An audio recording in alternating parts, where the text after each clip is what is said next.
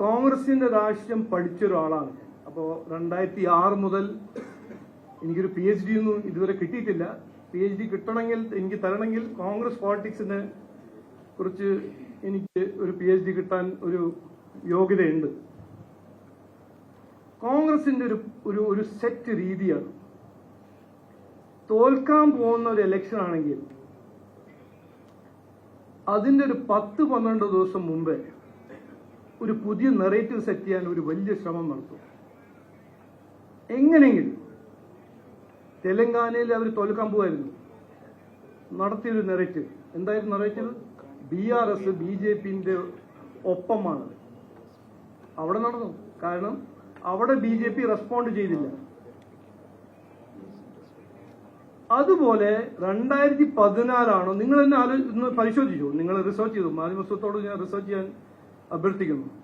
14, 19, 24 ഹരിയാന, മധ്യപ്രദേശ്, ഛത്തീസ്ഗഡ്, ഡൽഹി എല്ലാ ഇലക്ഷൻ തോൽക്കാൻ പോകുന്ന മുമ്പ് ഒരു 10 ദിവസം മുമ്പ് തുടങ്ങുന്ന ഒരു പുതിയ നെറേറ്റീവ്.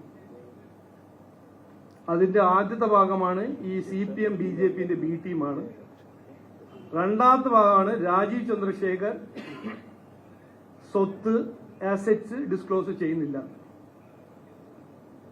ഇത് 2024 ഞാൻ എന്നെ കുറിച്ച് ഞാൻ പറയണേ. 2008 മുതൽ 18 കൊല്ലം കോൺഗ്രസ് തപ്പി നോക്കി എന്നെ അറ്റാക്ക് ചെയ്യാൻ ഒരു ശ്രമമല്ല, 2 ശ്രമമല്ല, എത്രയോ ശ്രമം നടത്തിയതാണ്. 2008 ഞാൻ 2G സ്കാം എക്സ്പോസ് ചെയ്ത് കഴിഞ്ഞ് എന്നെ റെയ്ഡ് ചെയ്ത് എന്നെ ഉപദ്രവിക്കാൻ നോക്കിയ ഈ കോൺഗ്രസ് പാർട്ടിയും അത് കഴിഞ്ഞിട്ട് CPM എന്നെ ഉപദ്രവിക്കാൻ നോക്കിയിട്ടുണ്ട്. പക്ഷേ ഞാൻ ഇന്ന് കൃത്യമായി പറയാൻ ആഗ്രഹിക്കുന്നത് അതൊന്നും നടക്കില്ല. ഈ 24 പറഞ്ഞ കാര്യങ്ങൾ ഇന്ന് റീസൈക്കിൾ ചെയ്ത് ഈ ഇലക്ഷന്റെ 10 ദിവസം മുമ്പ് ജനങ്ങളെ ശ്രദ്ധ തിരിക്കാൻ നിങ്ങൾ ശ്രമിക്കുകയാണെങ്കിൽ ഞാൻ ഏറെ ബഹുമാനത്തോട് പറയുന്നു, മോനെ വിട്, വികസനത്തിനെ കുറിച്ച് ചർച്ച ചെയ്യൂ. അതാണ് ജനങ്ങളുടെ ആവശ്യം.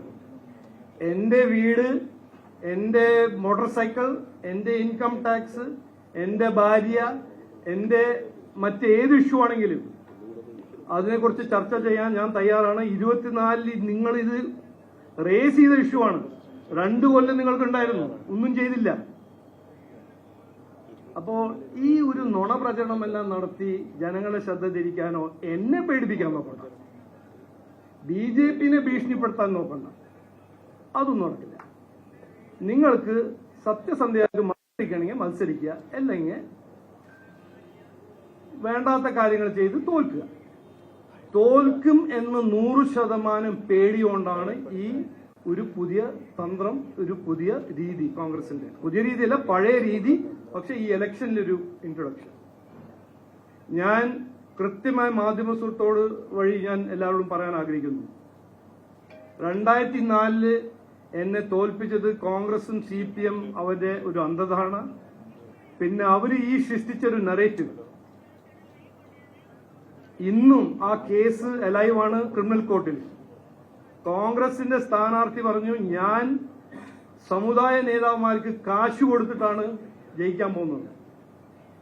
അപ്പൊ അവര് തീരുമാനിച്ചു കഴിഞ്ഞിരുന്നു ഞാൻ ജയിക്കാൻ പോകുന്നു. പേടിച്ചിട്ട് അതൊരു പ്രചരണം നടത്തി. ഇന്ന് അവര് കോർട്ടിൽ പറഞ്ഞു, ഇല്ല അതിന് ഞങ്ങൾ പറഞ്ഞില്ല.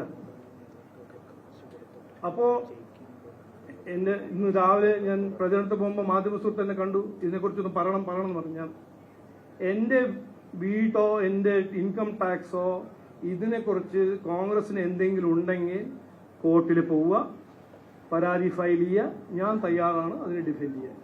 20 കൊല്ലമായി ഞാൻ പോളിറ്റിക്സിൽ.